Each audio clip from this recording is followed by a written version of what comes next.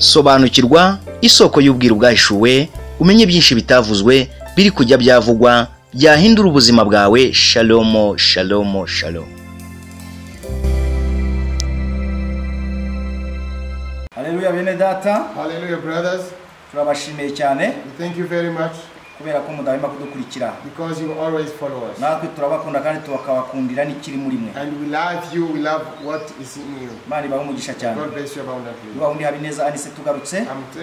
Anise Habineza. Data banshoboje niko ngenda mbikora. As my father allowed me, that's how I do. Uyu munsi rero today ndagira ngo tuganire ku ifunguzo ebyiri. I want us to talk about two keys tugendana muri twe that we walk within. Ntabwo ari dusanzwe dukoresha ku ngufuri cyangwa iserire. They are not normal that we use for padlock. Ahubwo ni ifunguzo ebyiri tugendana muri twe, rumwe rufungura ikuzimu n'urundi rugafungura mu bwami bw'ijuru. And they are just like two keys that we walk within us, one open in hell and another one. Shaka kwibaza tese urufunguzo ngendana narwo rufungura ikuzimu no mu bwami bw'ijuru n'uruhe. So you can wonder which type of key I'm walking with. Ibitaravuzwe n'ibitarasobanuwe data agiye kugenda bisobanura ku bana bawe. Announced, Father is going azabigusobanurira bikunyujemo nanjye abinsobanura bikunyujemo. He will explain through me and you too you can have. Kuko ubukure si imyaka cyangwa kumera uruhare cyangwa kumera imvi. Because the age doesn't mean being old, it doesn't mean to know more. Ahubwo ubukure no guhishurirwa ibitaravuzwe n'ibyo utaruzi ukabisobanura. But just to be revealed the unveiled things. Iyo uhishuriwe ibyo utaruzi ni ibintu biba bidasanzwe kandi ukabisobanurira n'abandi. When you have revealed what you didn't know, it's just a thing that you have to explain to others. Reka tubanze twiragiza Imana. Let us pray first. Turagushimiye Nyiringabo. Thank you. Jambo ryawe ni inkota kandi ni jambo ricyaye kurusha inkota zose zibaho. Your word is a sword which is more sharp than other things. Jambo ryawe ni inyundo imenagura urutare. Your word is a rock that can break a stone. Shoboza abana bawe kugira ngo iri jambo ribe muri bo kandi ntirivemo. Allow your children to keep this word. Kandi nanjye ubwanjye rigume muri njye. Even I remain in me. Nkuko David yabivuze muri Zaburi 119 umurongo wa 11. As David says in Psalm 119 verse 11. Aravuga ati nuko nabiki ijambo ryawe mu mutima wanjye kugira ngo nagucumuraho. And say I kept your word in my heart so that I can rero duha kugira ngo turibikire muri twe kandi rigumemo. So even us give us the opportunity to put your word in our heart. Turabyizeye ni mu izina rya Yesu. Amen. We believe it's in your name Jesus. Amen. Murakoze cyane fura za data. Thank you very much brothers. Natwe duhora tugenda tubabwira icyo data asize aduseguye. Always tell you what our Father told us to give you. Kuko turi n'abasizi bayo. Because we are just his poets. Nari maze kubivuga ngo tujye kugana ku ifunguzo ebyiri umuntu agendana muri we. I said that we are going to talk about two keys. Rumwe rukoreshwa mu bwami bw'ijuru ukafungura ubwami bw'ijuru, urundi rugafungura ikuzimu. One you can use it to open heaven and other one you can use it. Aho mwumva ngo umubi abari cyangwa se satani se kimwe where Satan is. Reka duhere ku rufunguzo rufungura mu bwami bw'ijuru. Let us first start with the key that opens God's kingdom. Twumve koko kw'ibyo ijambo rivuga rukuri cyangwa se kw'ibyo nanjye ndimo mbabwira namwe mujye muhinyuza mufata icyanditswe Bible muhinyuze musome mwumve kw'ibyo tuvuga rukuri. And we see what God tells us, you see if it's true. Reka dusome mu butumwa bwiza uko bwanditswe na Luka ibice 15 umurongo wa mbere turageza 10. Let us read in Luke chapter 15 from verse 1 up to 10. Titi ravuga ngo intama yazimiye n'igice cy'ifeza cyabuze. The title is a parable of lost sheep and silver and lost. Kadusome dore 15 dore ku murongo wa mbere. Let's read from verse 1. Nuko abakoresha b'ikoro bose n'abanyabyaha baramwegera ngo bamwumve. Abafarisayo n'abanditsi barabyivovotera bati uyu yiyegereza abanyabyaha kandi agasangira nabo. 3 abacira uyu mugani ati ninde muri mwe waba afite intama 100 akazimiza imwe muri izo ntisege izindi hasige izindi 99 mu gasozi akajya gushaka iyazimiye kugeza aho ari uyibonere. 5 iyo ayibonye ayiterera ku bitugu yishimye, yagera mu rugo agahamagara inshuti ze n'abaturanyi be, akababwira ati twishimane kuko mbonye intama yanjye yari yarazimiye. Ndababwira yuko mu ijuru bazishimira batyo umunyabyaha umwe wihannye kumurutisha abakiranuka 99. baba bakwiriye kwihana. Murongo wa 8, cyangwa umugore waba afite ibice 10 by'ifeza yaburamo kimwe, ntiyakongeza itabaza agakubura mu nzu akagira umwete wo gushaka kugeza aho akiboneye. Murongo wa 9, iyo akibonye ahamagara inshuti ze n'abaturanyi be, akababwira ati twishimane kuko mbonye igice nari narabuze. Murongo wa 10 wa nyuma, ndababwira yuko ariko haba umunezero mwinshi imbere y'abamarayika b'Imana bishimira umunyabyaha umwe wihannye. Mwakeneza ijambo ry'Imana. Luke 15 verse 1 up to 10. Then all the tax collectors and the sinners drew near to him to hear him. And the Pharisees and scribes complained, saying, this man receives sinners and eats with them. So he spoke this parable to them, and saying, what man of you, having 100 sheep, and if he loses one of them, does not leave the 99 in the wilderness, and go after the one which is lost until he finds it? And he, when he has found it, he lays it on his shoulder, rejoicing. And when he comes home, he calls together his friends and neighbors, saying to them, rejoice with me, for I have found my sheep which I was lost. I say to you that likewise there will be more joy in heaven over one sinner who repents than over 99 just a person who needed to repent. 8. Or what a woman having 10 silver coins, if she loses one coin, does not light a lamp, sweep the house, and search carefully until she finds it? And when she has found it, she calls her friends and neighbors together, saying, rejoice with me, for I have found the piece which I have lost. Likewise I say to you, there is joy in the presence of the angels of God over one sinner who repents. Aha twakibaza tuti, here we can think, kuca abantu abakiranutsi 99 Imana ibona ko nta gaciro bafite cyane kurenza umuntu umwe wihana. Why 99 righteous people, they look like they have value more than one. Ntabwo ari uko ibibanze. It's not because God hates. Ahubwo yashaka kugaragaza uburyo ki umunyabyaha ukora ibintu bitumvikana Imana idashaka. But he wanted just to show that a sinner iyo yihannye mu ijuru impunguri ziravuga. When he repents, in heaven they shout with joy. Ndetse ijuru rikanyeganyega. And heaven shake. Intebe y'Imana ikanyeganyega. The throne of God shake. Inama mu ijuru igaterana. In heaven they make a hejuru y'umuntu umwe gusa. Over one person. Kuki umuntu umwe anyeganyeza ubwami bw'ijuru? Why one person can shake? Nuko abakoresheje password y'akarongo abakuyemo ikiza kinjiza ikiza muri. Because he used the password of God of minus. Ndagira nkubwire ngo nawe uri mu bizira, uri mu byaha, mu busambanyi, ubusinzi, uburozi ndetse n'ubwicanyi n'ibindi byinshi. I want to tell you, even you as sinners in fornication, drunkenness, everything. Remove the bad things in you. Gikuremo Imana y'ubwayo yiteguye kukwakira. Remove it, God is able to receive it. Irambuye ibiganza byo kugira ngo ikubabarire. Just stretch his hand just to forgive. Nawe uranyeganyeza ijuru cyangwa nje ubwanjye. You too, you can shake heaven. Ndakubwira nanjye nibwira. I'm telling you. Kugira ngo turebere hamwe dukuremo ikiza twinjiza ikiza. That you can do to remove bad. Urufunguzo rwa mbere rufungura ijuru ni ugukuramo ikizira kibi kwinjizamo ikiza. The first key to open heaven is removing bad and making it. Niyo mpamvu na data yabivuze mu Baroma ibice 12 nka 20 aravuga munesheje ikiza kibi. That's why Father says in Romans 12. Fata ikiza ukinesheje ikibi. Take a good one and win. Fata karongo ko gukuramo ugakurishemo ikizira winjiza ikiza muri wowe. Take minus, you remove bad things. Iyi ni password niryo banga ry'ijuru. This is a secret of heaven.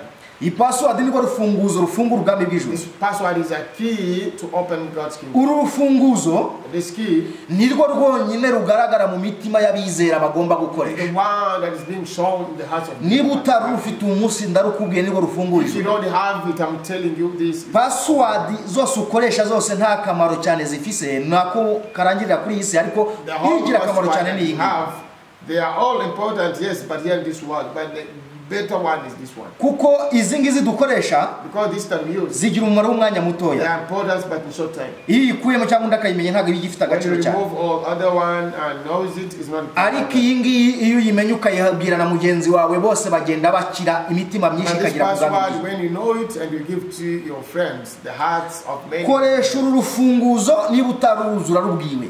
Use this key if you didn't know, now have known. Uru nanjye nirwo nakoresheje njye ureba. And this, the one that you see here, I'm the one who uses. Uri umuntu utuye kuri iyi si wese ni urwo rufunguzo umuntu agomba gukoresha agafungura ubwami bw'ijuru. Everyone in this world, this is the key that you have to use. Niko kamenyetso bita kuramo. This is a sign of minus. Kuramo iyo ukuyemo hasigara bike. When you remove, you remain with Niyo it. mpamvu intumwa zitagiraga icyazo basangiraga kuko batagiraga ibyo birundanyirizaga. That's why the apostles were eating whatever they get, they put them together, they eat together. Aka iyi niyo password y'Imana, niho rufunguzo dukoresha mu bwami This is the bw'ijuru. passwords of God. This is the one that we use. Rubasha gukingura ubwami bw'ijuru kanyeganyega. That can open God's kingdom and shake.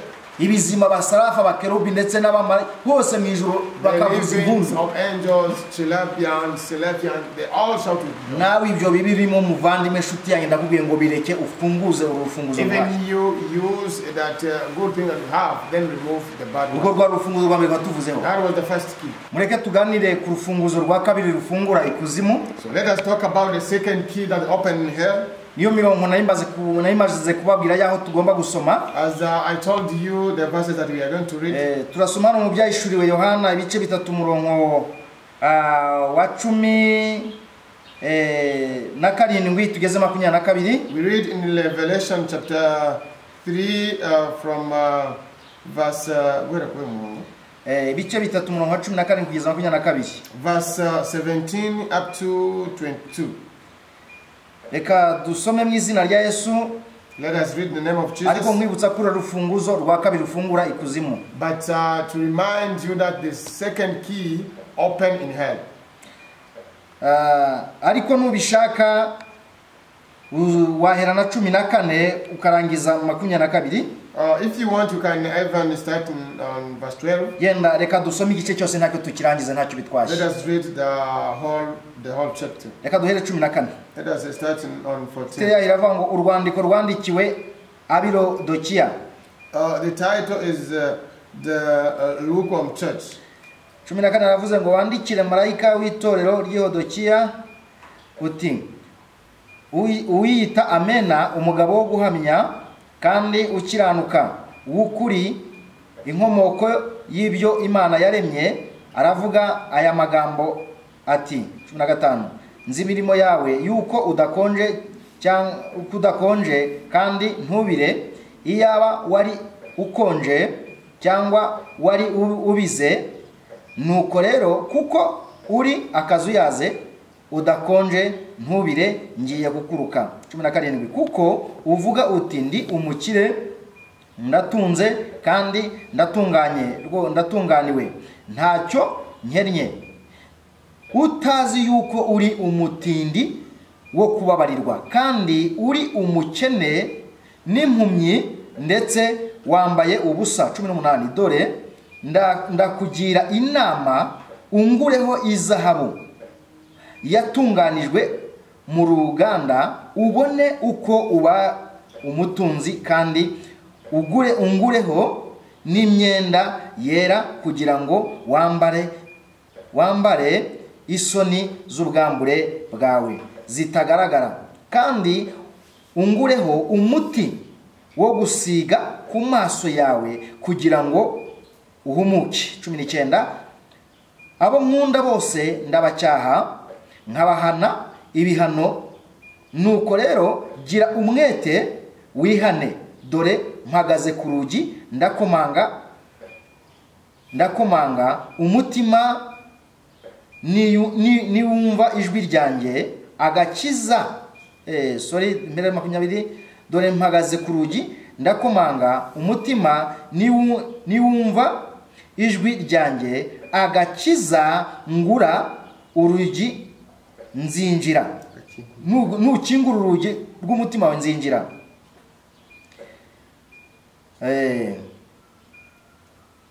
Nzinjira iwawe dusangire. 21 unesha nzamuha kwicara nanjye ku ntebe yanjye y'ubwami, nk'uko nanjye nanesheje nkicarana na data ku ntebe ye. 22 ufite ugutwi niyumve iby'umwuka abwira amatorero. Mwakeneza ijambo ry'Imana. Amen. Revelation chapter 3 verse 14 up to 22. Let us read. And to the angel of the church of the Laodiceans write, those things says that Amen, the faithful and true witness, the beginning of the creation of God. I know your works, that you are neither cold nor hot. I could wish you were cold or hot. So then, because you are lukewarm and neither cold or hot, I will vomit you out of my mouth. Because you say, I'm rich, have become wealthy, and have need of nothing, and do not know that you are wretched, miserable, poor, blind, and naked. I counsel you to buy from me gold refined in the fire, that you may be rich, and white garments, that you may be clothed, that the shame of your nakedness may not be revealed, and anoint your eyes with eyes salve, that you may see. As many as I love, I rebuke and chasten. Therefore, be zealous and repent. Behold, I stand at the door and knock. If anyone hears my voice and opens the door, I will come into him and dine with him, and he with me. To him who overcomes, I will grant to sit with me on my throne, as I also overcame and sat down with my Father on his throne. 22. He who has an ear, let him hear what the Spirit says to the churches. Amen. Reka dusome no mu rwandiko Paulo yandikiye Abaroma. We also read in Romans ibice bibiri umurongo wa 7 turageza 11. Chapter 2, we start from verse 7 up to 11. Titire umutwe w'amagambo iravuga ngo uburyo Imana itarobanura ku butoni. The title is God's righteous judgment. Reka duhere 7. Let us start from verse 7. Aravuze ngo abashaka ubwiza n'icyubahiro no kudapfa babishakishe gukora ibyiza badacogora izabitura ubugingo buhoraho. 8 ariko abafite imitima ikunda kwirema ibice ntibumvire iby'ukuri, ahubwo bakumvira gukiranirwa, izabitura umujinya n'uburakari n'amakuba n'ibyago, nibyo izateza umuntu wese gukora ibyaha. Uhereye ku Muyuda ukageza ku Mugiriki. 10 ariko ubwiza n'icyubahiro n'amahoro nibyo izitura umuntu wese ukora ibyiza. Uhereye ku Muyuda ukageza ku Mugiriki, kuko Imana itarobanura abantu ku butoni. Mwakeneza ijambo ry'Imana. Amen. In Romans 2, 7 up to 10.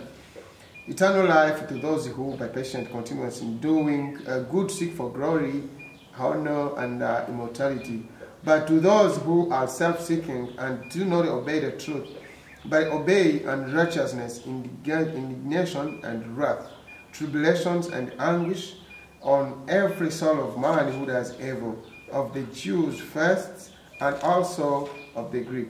By glory, honor, and peace to everyone who works what is good, to the Jew first, and also to the Greek. For there is no partiality with God. Amen. Reka dusome no mu butumwa bwiza uko bwanditswe na Matayo ibice 6:24 wonyine. Then we read in Matthew 6:24. Titira bango ntimukunde iby'isi. The title is Don't Love the Worldly. 24 aravuze ngo nta uceza abami babiri, kuko yakanga umwe agakunda undi, cyangwa yaguma kuri umwe agasuzugura undi. Nimubasha gukorera Imana n'ubutunzi. mwakiriza ijambo ry'Imana. In Matthew 6:24 it says, "No one can serve two masters, for either he will hate the one and love the other, or else he will be loyal to the one and despise the other. You cannot serve God and mammon." Ahansobanura gato ku rufunguzo rwa kabiri rufungura ikuzimu. Explaining here for the second key. Umunyabyaha iyo yanze gukuramo ibizira bye, When a sinner refused to remove it, abakoresheje umubare guteranya. is just using the sign plus. Ntabwo mvuze ko ari dukoresha mu mibare y'ibyo dukora I'm mu not saying isi. that is this one that we use. Ahubwo ni ibizira bateranije mu mutima we ntabisohore. It's just bad things, but it's Kuko iyo ufashe umubare guteranya ubyara ibintu byinshi. because when you take plus, you add on. Niyo mpamvu usanga umubare guteranya, That's why I see that sign plus. Yesu Kristo yaraje akoreshamo akarongo ko gukuramo, Jesus, when he came and used Satani azateranyamo akandi. Satan brought another line. Niyo mpamvu umusaraba tubona w'igiti ntabwo ari umusaraba wa nyawo. That's why the cross we see of the tree, Uri ugaragara mu buryo bw'igishushanyo, that's a sign. ahubwo mu musaraba wa nyawo ni irembo rifunganye ariryo tunyuramo, ariyo nzira ifunganye ijyana abantu ku bugingo bw'iteka. But real cross is just a narrow way that take people to God's kingdom. Iyo uteranyije ibizira muri wowe, When you add bad things, uba ukoresheje password ya Satani. you are using Satan's password. Kuko wanze gukura muri wowe ukabibokinga, Because you have refused aho but you kugira collect ngo them in your heart. ubokinga ibibi ubokinga ibyiza gusa. Instead of putting in your heart, Kuramo ikibi winjiza icyiza, please remove bad, then make. aho uzagira amahoro. There will be in peace. Niyo mpamvu Zakayo yagize ihishurirwa arangije akuramo ikizira muri we, abo yambuye abariha kane, Imana ijya kurari we mu mutima we, niho yavugaga yaraye. That's why Zacchaeus, the tax collector, that's why he decided to pay for those people that he lied. Ndetse n'abandi benshi nawe waba ufite ibyaha byinshi, ndetse ukora ibizira, uri umwicanyi, uri umusambanyi, uri umurozi, ukora ibizira byinshi. And even others, either you are a fornicator, you are a killer, you are wicked. Iyo ni password ya Satani ugukoresha yikure muri rwa rufunguzo That's the rw'ikuzimu. password of Satan you are using. Ahubwo rureke ukuremo ibizira, wakira ibyiza. Just leave it and you remove bad things, you take good one. Niyo mpamvu ura munyabyaha nk'iyo yari mu ijuru impundu zirava uko yakoresheje kurama rwo rufunguzo rufungura mu bwami bw'ijuru. That's why that sinner, when he repent in heaven, they Naho iyo tugumye kubigumisha muri twe, ni rwa rufunguzo rw'ikuzimu tuba dufungiranye mw'ibizira muri twe rikazaturimbuza. when we don't remain with them, that's the key of Satan. That Kuko umuntu agendana ibintu bibiri, because you work with two things. agendana kurimbuka kw'iteka n'ubugingo You bw'iteka. work with the eternal life and the hell. Iyo ukoze ikibi kireka kurimbuza ukagipfana, ubu upfanye When you kurimbuka do kw'iteka. bad, you die with it, you go in hell. Naho wakora icyiza ukagipfana, naho ubu usinziranye ubugingo bw'iteka. When you do good, you die with the doing good, you just sleep in Uko niko peace. difference imeze. That's how the difference is. Niyo mpamvu nuva ngo winjiza ikibi muri wowe, That's why when you say that you make umenye bad ngo one nupfa later, utarihana uzaba upfanye kurimbuka kw'iteka kandi ari wowe wabigihaye. know that if you die without repenting, you know that you Ariko perish. nukora icyiza ugapfa, uzaba upfanye ubugingo bw'iteka. But if you do good, you will die with eternal life. Itamukonje cyangwa ubirerere. So you have to be hot or cold. Gukonja ni ugukora ibibi, To be cold is doing bad. gushyuha ni ugukora ibyiza. Be hot is that doing good. Akazuyaze ni ukuba udafite ireme ryaho ubarizwa nyirizina runaka, Lukewarm is just not having a direction. cyangwa se mu buryo bw'uko uri gukora ibibi unakora ibyiza Or bivangavanga. because you are mixing good and bad. Aho rero Imana niyo mpamvu ijambo ryavuga ngo igiye kukuruka. That's why God said that He's going to vomit Wowe you. kugira ngo ikuruke mbere y'igihe gukuruka, nuko igomba gukukura mu mura w'abana bayo. Instead of vomiting you, means to remove you from Koresha it. rufunguzo rwa mbere rwo gukuramo. Use the first key, which is minus. Nirwo Dawidi yakoresheje n'abandi benshi. It's the one that David used. Ndaje ndarubaho uburyo ki ariho yarukoresheje. I will tell you how he used Na it. Yesu Kristo nirwo yakoresheje. Even Jesus is the one that he used. Ariko wireba ngo ubutunzi urabufite kuko nta buceza abami babiri. But don't look at your Kubugira ni mammon. byiza, You have ariko to have things is good. utabukiranukamo nta But mumaro. when you are not righteous in them, there's no important. Urugero nguha gatoya, A good example I can give you. uburamutse utunze ubutunzi bw'isi yose, If you might have the whole ukaba world, waraburiyeho ibindi utarabirya, many you ate them, others you kept. Imana iramutse ije ikakubaza ati ibibazo nagukijije kuva ukivuka nyishyura nanjye wayishyura. God can tell you all the problems that He protected you from. Can you Iryo jambo uryumve neza. listen to me? very well. Imana iramutse ije nawe ikakwishyuza ati nyishyura ibibazo nagukijije If byari God can come kukwica and say you had a lot of problems and I nk'ubwishyu said bwabyo, wabona icyo wishyura? pay me, will you get what you can pay? ariko irashaka gukuramo ikizira gusa. But it wants you to remove bad ones. Itwishyuje ari wowe nanjye ntacyo nabona nishyura ngewe. If he can just tell us to pay, me I can't. Ariko nidukoresha kuramo gusa byose biremera. But if you use that sign minus, niyo mpamvu kuri sa koreshwa amagambo abiri gusa. that's why in this world we used only two Ni yego cyangwa oya. Yes or no. Guhakana cyangwa kwemera. Accepting or denying. Ikiza cyangwa ikibi. Bad or good. Ayo magambo uzasanga mu butumwa bwiza uko bwanditswe na Matayo. This one we find in Matthew. Ibice 5 murongo wa 33 ugeze 37. Chapter 5 verse 33 up to 7. No muri Yakobo ibice 5 murongo wa 12. Even in James 5:12. Yesu Kristo umwana w'intama w'Imana. Jesus Christ, Lamb of God. Uyu mubare nawe yarawukoresheje wo gukuramo. He used this sign minus. Ndetse afata igihe cyo kubikora mu buryo se yabigennye. And he planned to do it in a way that Father was telling him. Yashatse kugira ngo ashake iby'isi nawe ariko ntiyabijyamo. Just he wanted to look for worldly, but he didn't go there. Aho ntabwo ari kosa nshaka kumushyira kuko nta kosa afite. That's not a mistake I want to make. Ahubwo ndagira ngo ubyumve neza. But I want you to listen. Yabivuze mu butumwa bwiza uko bwanditswe na Matayo. He said in Matthew. Matayo 26:36 kugeza 40. Matthew 26 from 36 up to 40. Ubwo ni mu butumwa bwiza mvuga. This is just good news. Yesu Kristo yasabye ibyiza umwana w'intama w'Imana. Jesus Christ requested good one. Ariko ise ntabwo ari byo yamuhaye icyo yasabwe si cyo yamuhaye. But his father he didn't give ahubwo yahise ko amuha imibabaro. But he gave him sorrow. Ari wo wa musaraba wamukojeje isoni ry'ibibi ariko aritwe byaturutseho. Which is that shameful cross that came but through us. Ashaka kubyanga. Just he wanted to leave them. Ariko arangije kuko afite amaso areba kure. Because he has looking far. Ahita ko arigarura. He just turned back. Aravuga ngo that. Then he said, Father, bibukushaka be like you want not. Bivuze yanze yavuze tereka mesero mwe cyangwa nkurikire kimwe. Because he wanted just to choose. Vuga ati gukonda bya bibi nakoraga byo reka mbireke njye nkomeza ikiza. Nubwo bingoye ariko ndakomeza kama mba. Akomeza wa musaraba w'imibabaro. Akomeza wa musaraba w'isoni kandi ariko twabimuteye. Yemera gushyuha gusa. Wowe kuki udashyuha cyangwa ngo ukonje gusa? Why don't you get hot or cold? Erura ibibi gusa.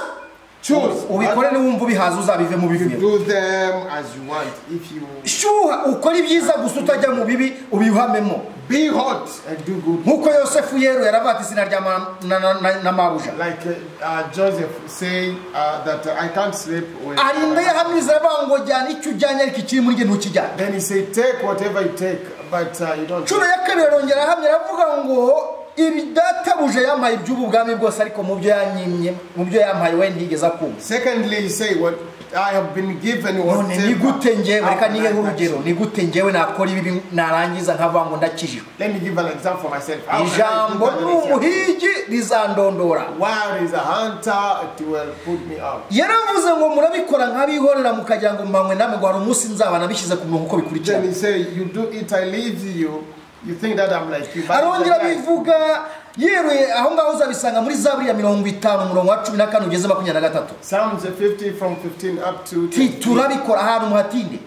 Just take long here. Ti murabikora nk'abihorera. You do it and I leave you. Mukagira ngo mpamwe nawe. You think that ngo hari umunsi nzaba nambishyize ku murongo uko bikurikira. Day will come then I'll punish you one by one. Umvirindi rikomeye. This is another one. Yarabivuze hano ngaha mu Migani aravuga igice cya mbere mu 23 kugeza 33. Say in Proverb 1 from verse 5 up to 30. Aravuga ngo nanjye nzabakina ku mubyimbi cyo mwatinyaga kibageze. Even I will leave you when. Nakubwira nanjye nibwira muvandimwe. I'm talking to you brother. Aho hantu hatinde cyane. Take long there. Reka mvuge uburyo kino no umubiri we yawufunguye akoresha kakamitso wo gukuramo. Let me say how he opens his body using that. Ndagira ngo ufate Bible uze kuyisomera ariko simpasoma ndakubwira igice n'umurongo. I want you to take Bible but you can read by yourself. Uzasome mu butumwa bwiza uko bwanditswe na Matayo ibice 27 umurongo wa 51 ugeze 66. In Matthew 27:51 up to 56. Wongera usome ku gice cya 28 umurongo wa mbere ugeze 15. You read in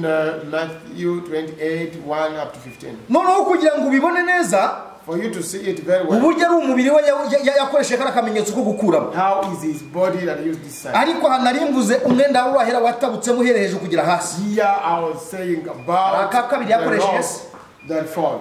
Wahereye hejuru. You started up. Ugera hasi. You reached down. Uriya umwenda watabutsemo ntabwo ari ibitenge twambara cyangwa se amaribaya cyangwa ibi byose tubona dufise. That robe that has been cut in two is not this robes that we use. Utazagenda ukamumanika arati reka mumanike nanyu musature muri aho shaka ko guteranya. No, never. That you can go and take it there, then you cut it. Dore umwambaro yavugaga nguyu. This is a robe that I was saying. Genda ufata igitabo cy'abaheburayo mu baheburayo usoma ibice 10 umurongo wa 19 ugeze 25. Go and read in Hebrews 19. Yaravuze uburyo yadushireho inzira nshya yaciye ariwo mubiri we. Created a new way which is his body. Umubiri we niwe mwambaro watabutse muhereye kugira hasi. That's the robe that have been cut into. Aravuga ati yaba umusinzi niyinjire. Then he said yaba umurozi niyinjire muri nge. Yaba umusambanyi niyinjire muri nge. Yaba umwicanyi niyinjire muri nge. Yaba uriganya niyinjire muri nge. Wa mwenda yawufunguye we. Yakoresheje kuramara burangaza ati mwinjire ngeyo ntago ndeba. Kandi wabaga afite inenge n'inkovu ntago yinjiraga. Ariko ati ngeyo bizira ni muze. Wowe ukora ibyo byose injira. Datara kugira mu mubiri we. Father is able to see. Inzira nshya yarayiciye. He just yakoresha akamenyetso ko gukuramo. He used minus. Kuramo ibize nawe winjira umuryango rawo ukinga umuhanda all bad things. Urusengero rw'umubiri we yarawufunguye. The church which is his body is open. Wigira ubwoba. Don't be afraid. Injira gusa n'ikishaka. Just enter this world. Aze ngurebe ibintu ari gukorera. Then you see. Reka ngurugero rw'umuntu yafunguriye mbere. Let me give you an example of someone. Nubwo ari benshi batandukanye. Though they are many. Ibuka ubwo uriya musika yamutiraga icumu mu rubavu. Remember when that soldier was putting spear on his havuyemo ibintu bingahe? What how many things? Havuyemo ibintu bibiri gusa. Just two things. Havuyemo amazi n'amaraso. Blood and water came out. Undi yari yarangije amaraso atereka nze mbanze nkwerekesha y'umubiri wanjye utabutsemo gusa. That one was a blind. Banze ngufungure nawe winjire kuko wakoze ibyo utazi. Then I wanted just to. Yarashutswe abanyedini bafite umwuka w'idini. Those people lied to him. Ariko atereka mbanze nkuyereke. But he said, aratungereza no mujisho ngo ba. Then the atangira ibyari bihumyi biratangira birahumuka. Then by the time the one who was blind. Ese kuki atahumuwe n'imiti yari ivuze muri icyo gihe? Why did he been kwatahumuwe n'ibyo bari bafite bari babibuze by medicines of what? Ariko Yesu Kristo umwana w'intama w'Imana umubiri akimara kutabura gakeya bati nubwo wafunguriye hatariho hatemewe say though you used reka mwereke ikivamo kuramo ivuyeme iza muri bitaraki what will come. Arangije arahindura ati uyu yari umwana w'Imana. Then he changed and said this was the son of God. Wowe wabikoze gusukirebe. You what if you do it only? Uyu mwenda ufite agaciro. The shop ari umubiri we. What is his body? Reka nikomereze iri jambo yavuze rikomeye. Then continue another what he said. Reka turisome hano muri Luka ubutumwa bwizwe bwanditswe na Luka ibice 13:22 tugeze 30. Musomye mwiza dusomere. Kuko yatubwiye amagambo akomeye y'ubwenge ndajya gukurikira. Because he told us good words. Ubutumwa bwizwe bwanditswe na Luka ibice 13:22 utugereze 30. Luka 13:22 kugera kuri 30.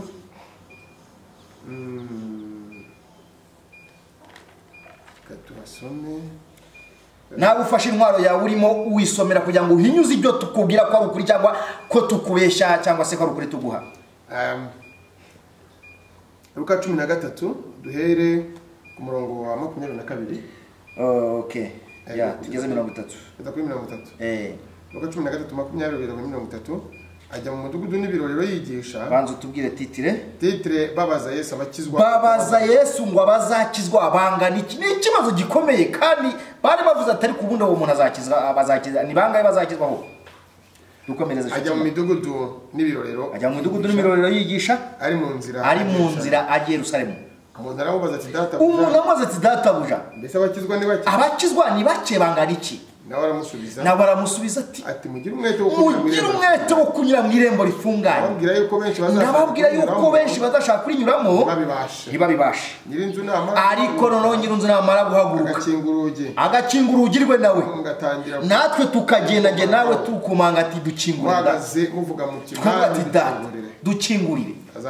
Azumva amagambo azadusubiza. Simbazi ntabwo nigeze naho muturutse yampaye ni ibibazo. Nibwo tuzavuga tuti twariraga imbere yawe, twariraga imbere zawe, tukanywera imbere zawe, ndetse ukigishiriza mu nzira z'iwacu. Ariko azabera ariko ntabwo nzahana umuturutse. Nimumve imbere ngo nitumuve imbere ngo turi inkozi z'ibibi. Aho niho bazarira bahe ikinyamene. Aho niho tuzarira ngo duhe ikinyamene kubanze ku Aburahamu na Isaka. Tubonye Aburahamu na Isaka na Yakobo n'abahanuzi bose bibereye mu bwami bwa data bakoze neza, namwe mukaba ariko abakoze nabi bakajugunywa hanze. Hazaza cyambere iburasirazuba bamwe bazaza, abava iburengerazuba nabo baze, n'ikasikazi n'ikuzi bicare basangire mu bwami bw'Imana. Kandi rero hari haba inyuma, bamwe bazaba imbere, n'ab'imbere n'abazaba ari inyuma. Reka dukomeze. Let's continue.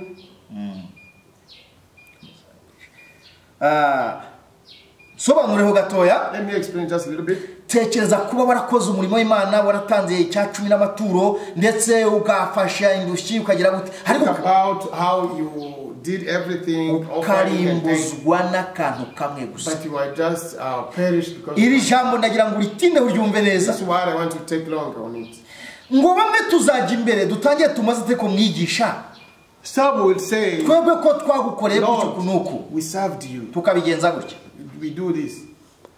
Ariko umva amagambo azatubwira. But this is the word we satubwa ngo mumve imbere sinigeze. Get out of me, I've never known. Nibuze nta natugire ni muyavuga ati mwarakoze ariko muza kugiraho muratana none gutya kweli impamvu zinizi. Well, now you have turned around. Ariko wazaba ngo sinigeze kubamenya. And he will say, I never known you. Kuki azaba ngo ntigeze kutumenya kandi ari we waturemye. Why did he say that? Well, iri jambo muritinde umuryumve neza. Please take time here. Kuki atigeze kutumenya kandi ari we waturemye. Why he didn't know us by his creation. Yongera hirinde ngo mwumve imbere mwabivumwe sinigeze n'ubu. Get out of me. Nta nimwe wazatugirira. There is no pity. Reka mbabwize ukuri. Iyi Mana ntabwo ari murumuna wa cyangwa mukuru wa cyangwa mushiki wa. Iyi Mana si wa wundi usanzwe umenyereye, nta mikino ntimenyerwa. This God can never be aware of. Hariya mu butumwa bwiza ubwanditswe na Matayo ibice 7 umurongo wa 13 kugeza 28. Matthew 7 from 17 up to 20. Izi nzira ebyiri dushize imirongo duhitemo. These two ways that you have to choose. Zizatwikorera. They will do it. Irindi jambo ugomba gutinya, ugomba kumva ko riremereye ubyumve neza. Usoma hano ubundi mu butumwa bwiza bwanditswe na Matayo ibice 12 uhera 30 kugeza 37. 12 from 30 up to 37. Ndetse wongereho no muri Luka ubutumwa bwiza bwanditswe na Luka ibice 12 umurongo wa 2 kugeza 3. Then you go in Luke 12 1 up to 3. Yavuze amagambo akomeye y'ubwenge. Said strong one. Duhera muri Matayo mvuze from Matthew. Yaravuze ngo icyaha cyose ngo twite igiti kiza cyangwa se igiti kibi tukitekiza tubinyuranye. He said that if we make opposite of things, avuga n'uburyo ki umuntu akora icyaha ariko ingaruka ntigibabarirwa. Then he said how you sin but the consequences are there. Buryo ki umuntu atuka umwuka bariko ntababarirwa kugukanya kuzibindi. Inside Holy Spirit. No hepfo amagambo shaka kujyaho uyumve neza. But I want to go listen to me. Yaravuze ngo n'ijambo twavuze tukivuka ry'imfabusa Imana yararyanditse. He said even the word we speak which is bad. Ngo n'ijambo twavuze tukivuka. Ryarindi ry'imfabusa mva ko nta kamaro bise. Ngo yararyanditse. None niba yararyanditse. If you wrote it. Wowe ihaga itekerezo nangira itekerezo. So think about you. Uvuga uti kuva nkivuka kugira mu myaka afise. From my born time. Ari ibibi nakoze ni byiza ibyinshi ni bihe. That is bad thing that I did and the good thing. Shira kumunzani upima uvuga ati ibibi nakoze ni byiza ni bihe. Put on balance and see.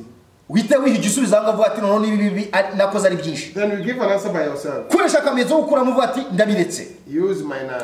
Niba ari byo bikeye ibyiza wakoze akaba ari byo byinshi, If you're good, komeza ushyuhe ugume mu uvuga ati sinzajya mu bibi. Just keep on being hot.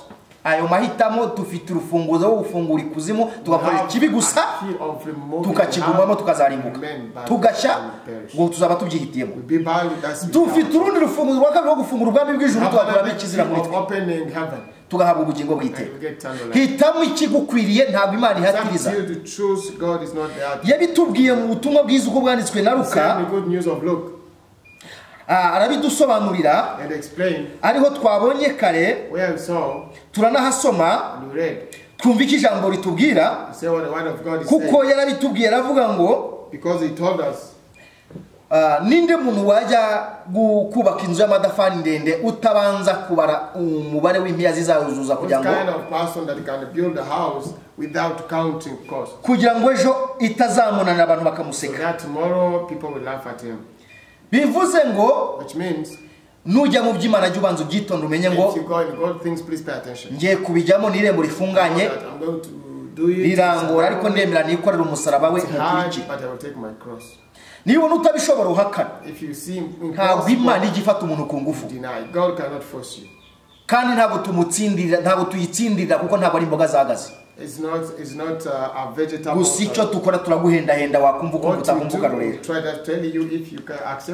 Ariko nkwifurije kugira ngo Imana ugumye kwiha ikibanza muri wowe. But I wish you to give a place. Reka dusome hano mu butumwa bw'Imana na Luka ibice 12 umurongo wa mbere ngeze gatatu gusa twumva icyo tubwira. 12:1 up to 3. Ibice 12 umurongo wa mbere ngeze gatatu. Luke 12 from 1 up to 3. Muri icyo gihe abantu ibihumbi byinshi bateranira hari ndetse bigezaho bakandagirana. Nuko abwira abigishwa be ati mubanze mwirinde umusimburo w'abafarisayo ari wo buryarya kuko ari nta cyatwikirwe kitazatwikururwa cyangwa icyahishwe kitazamenyekana. Nuko ibyo mwavugiye mu mwijima byose bizumvikanira mu mucyo, n'icyo mwongoreraniye mu mazu imbere kizavugirwa hejuru yayo. Biratangaje. So amazing. Kuba wowe uzi ko wiyubaka inzu yawe, for you to know that you have your own house, ukaba warayubatse rwose irakomeye imeze neza nibyo pe, ariko umva ibanga rikomeye ririmo. But this is a great secret. Yaratwihoreye twigira uko dushaka tubyicaramo pe, ariko umva ikintu gikomeye kirimo ngo na yandi twavugiye mu nzu yacu twihereye nta muntu utureba, nta nshuti, nta miryango utureba, iyo izaducunge ku munsi runaka izatujwigiririza ituzanire audio yayo iyo twumvisha amajwi y'ibyo twavugiyemo kandi uzi ko runaka wandi muturanye atigeze akumva kandi wari uryamye nijoro kandi nta muntu wigeze ugera no mu cyumba cyawe no mu mutima we ntawagezemo, ariko data ntaho wamwihisha niyo wajya hezakukura. Ese uyo nziza abikumariye iki nange imariye iki? Gusa nshuti yanjye ntabwo wakiyana guce bugufi. Nanjye ndakubwira nibwira muvandimwe ngo nayo mwavugiye mu nzu zanyu mwiherereye Imana izayatwumvisha izatubwira. Even the one we spoke in us in our room will be proclaimed. Kuko nta gishwe kitazahishurwa, because everything that is hidden will be, kandi nta gitwikire kitazatwikururwa, and all covered things will be. Reka mwereka abashinjacyaha Imana yateguye bazadushinja nabo bamenye ugenda ubazi. So now those are the judges that will judge us. Reka adusomere mu Gutegeka kwa kabiri ibice 33:15 ugeze 20 twumva icyo hatubwira. Let us read in Deuteronomy Gutegeka kwa kabiri ibice 33:15 tugeze 20 twumva icyo hatubwira. Nawe ufashe Bible yawe uri musoma uhinyuze ibyo ijambo rikubwira. Gutegeka kwa kabiri 33:15 kugera kuri 20. Yes, 15 kugera kuri 20 haravuze ngo uyu munsi gushyize imbere ubugingo, icyambere gushiza ubugingo ni byiza, urupfu ni bibi. kuko igutegeka uyu munsi kuko n'Uwiteka Imana yikubwira si njyewe no kugenda mu nzira ikuyoboye no kwitondera ibyo yategetse ndetse n'amategeko yayo n'amateka yo kugira ngo ube ndetse unanagwiye Uwiteka Imana yawe iguhere umugisha mu gihugu cyaramo no guhindura ariko umutima wawe nturamuka utesha inshuti yanjye ukoshywa ukikubitiye imbere y'ibindi bigirwamana usenga ukazikorera umunsi nakubwira ko tuzarimbuka turambire mu gihugu twambuka tujya guhindura uyu munsi tanze aka kantu gatindeho inshuti yanjye 19 numva ariho gize gasubiremo neza umuntu akumvi uyu munsi uyukubwira ukumvira ijambo itanzaho ijuru n'isi habahamya bazadushinja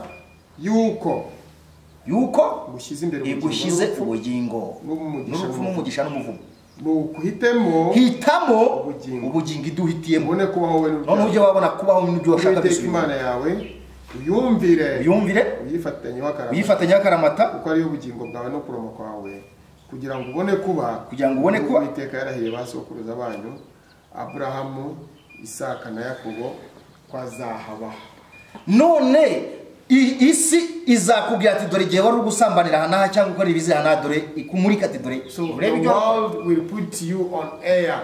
Turavuga wari uryamye uko byari bimeze iyo video nawe yizana isi yiza kuko Imana iyo yayiremye izayitegeka yizana aho wari uri kubeshya nayo ihazana aho nta ruswa uzayiha isi umuntu we wayimuha ari ku isi ntabwo uzayihabwa nshuti yanjye ndavuga nanjye nibwira ijuru naryo kamera yayo iri kukureba ari kugenda ikubwira ati dore sha ya filime yose ibyo yakoraga byose iyikugarurire nimara kuyikugarurira benshi tuzumirwa tubura uko tubigenza niyo mpamvu mu butumwa bwiza uko bwanditswe na Yohana igice cya mbere umurongo wa mbere kugeza 18 yaravuze ngo Yesu Kristo yaje mu babe ntibamwemera ni kuki tutamwemerera nuko twamwirukanishije ibibando noneho icyo twamwirukanishije ibi bibando ni ibizira by'ibyaha dufite mu mitima yacu nitubikuramo azatura muri twe noneho reka nkwereke yenda uri umupapa n'urugero reba kuba ntacyo upfa n'umugore wawe cyangwa n'abana bawe ariko ugataha wagera mu rugo iwawe ugasanga bagiye ku miryango n'urugero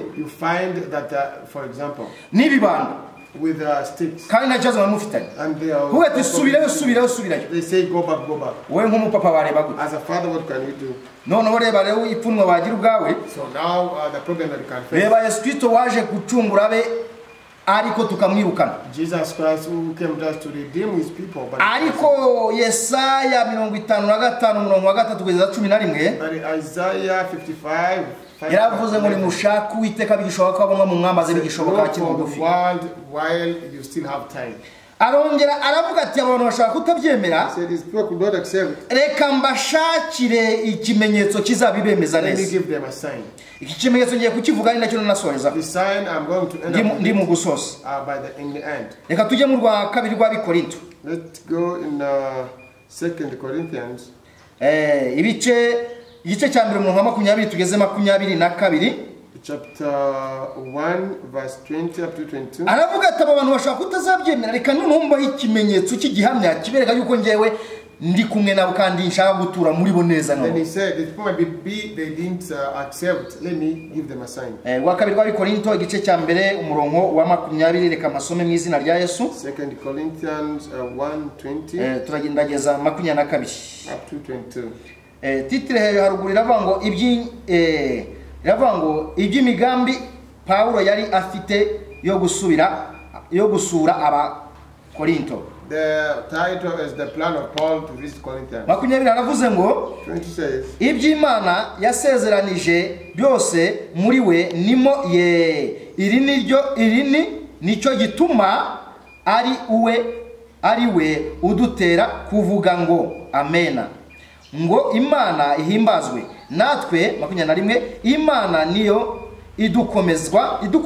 idukomezanya namwe muri Kristo Yesu, kandi niyo yadusize, niyo yadushyizeho ikimenyetso, iduha umwuka wayo mu mitima yacu ho ingwate. Ngakireza ijambo ry'Imana. 1 Corinthians 2 Corinthians 1 verse 20 up to 22. For all the promises of God in him are yes, and in him amen, to the glory of God through us. Now he who established us with you in Christ and has anointed us is God, who also has sealed us with the given us the Spirit in our hearts as granting amen. Ndi mu gusoza, In the end, ndagira mumva amagambo mugiye I want you gusoza. to listen to this word. Yaravuze ngo nubwo ntinze ariko urupfu rwo ntirutinze. Say, though I delay, but death is not delayed. Nubwo ntinze ariko urupfu rwo Though I ntirutinze. delay, but death is not delayed. Ntabwo ruzaguteguza nshuti The yanjye. death will never. Cyakoze kuwizera we ntabwo azatungurwa. But for our faithful, Ariko yavuze irindi jambo rikomeye but he said in other words, mu rwa mbere rwa Petero ibice 4:12 kugeza 19. 1 Peter 4:12 up to 19. Aravuga ngo And he said, urubanza rw'inzu y'abizera ruzabanziza mu b'inzu y'abizera n'ubundi. the judgment of the house of believers. None niba will take urubanza place there. rw'ab'inzu y'abizera ruzaheramwe aho ngaho muri bo, So if the judgment will start there, abatizera bo bizagenda gute? what about those who don't believe? Inshuti y'Imana, Friend of God, ni ikintu gikomeye cyane. it's very strong. Hunga udapfa, Get out, no, you will die. kuko mu byaha nta kiza gihaba. Because in the sins there is no good. Yavuze iri jambo aravuga ngo murabikora nkabibona mukajya ngo mpamwe nabwo hari umunsi nzabana bishyize ku Say murongo this uko word, you do it, bikurikira. I leave you, but there's a time I will take it out. Muvandimwe wanjye, My brother, nkundira uhindukire, allow me to turn back. ureke icyaha n'igisa nacyo, Get out of sin, kuko Imana iteguye kukakira. because God is. Koresha kuramo, Use my mess. teranya urireke. Then you live class. Ndavuga aho mu buryo bw'umwuka wera I say in spiritual way. ndetse no mu mubiri. And then spiritual. Urugero nabwo hari wakuramo yenda rundi no guteranya. And boldly, what I can say, given the example of minus. Nk'ubu umuntu agufungiranye mu nzu udasohoka, If you are closed in the house without getting out, wakumva uguwe neza? can you feel well? Ese ni nk'urugero wagushyize mu kintu gipfundikiye nk'ikigega yenda n'urugero ko simbikwifurije, If they are put, you may be in a tank. wahumekera he? Where can you live from? Bivuze ngo aragufungiranye kuko arateranije, Which means that it just closed. ariko iyo ufunguyeho n'akantu na gato ubona uhumekera. But when you open it just a little bit, you Bivuze ngo ni kuramo. which means it's minus. Niyo mpamvu ntabwo wakwinjira mu nzu yawe utakinguye. That's why you can't enter your house without. Iyo ukinguye ubona kwinjira. When you open, you enter. Iyo wakinze wari uri mu nzu, When you close, kugira ngo usohoke bisaba gukingura. for you to get out. Bivuze ngo ukuyemo. Just you. Niyo mpamvu indege, imodoka ndetse n'ibindi bigira amadirisha n'inzugi. That's why airplane, cars, and everything they have cars. They have doors. Ntabwo wakwinjira utakuyeho urugi, bivuze ngo gukuramo. Can't enter without opening. Urugero rwiza, A good example. wambaye yenda iyi jacket nambaye. You are putting a jacket like that one. None se wayambara utafunguye? So can you take it on? Bivuze ngo urabanza ukuremo Which ufungure. means that you open. Kwa gufungura kwawe So while you are open, niko kubona amahoro. that's what you get peace. Urwo ni urugero rwiza naguhaye. That's a good example. Nawe ukuremo ibindi. You remove others. Nsoje nkubwira ngo And I'm here to tell you. hitamo ukora ibibi niwumva ubihaze uzajye wabibamo If you wabihaze, want to do bad, just do it totally. cyangwa ukora ibyiza ubihamemo Or stop utabivamo, there, you remain good. kuko aho niho uzaba ukoze ibintu But by'ingenzi. that's why we'll do important things. Ndabashimiye cyane I thank you kandi ndabakunda. and I love you. Imana ibahe umugisha. May God bless you.